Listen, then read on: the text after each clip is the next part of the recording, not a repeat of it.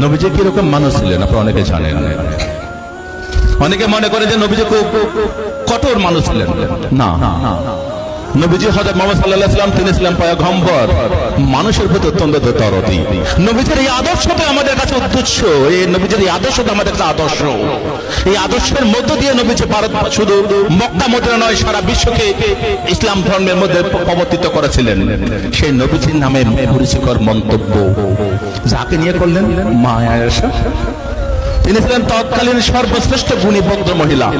আপনারা অনেকে জানেন যে আমাদের নবীজির প্রায় 11 জন বিবি ছিল, তার মধ্যে সবচেয়ে কনিষ্ঠ ছিলেন আয়েশা মা। এই আয়েশা ছিলেন সবচেয়ে জ্ঞানী এবং গুরুগম্ভীর ভদ্র মহিলা, যিনি পবিত্র আল কোরআন নবীজির পরে এই ভারত মক্কা মদিনার মধ্যে তিনি আল হাদিসকে তিনি রপ্ত করেছিলেন এবং সেগুলো প্রচার করার দায়িত্ব নিয়েছিলেন। সেই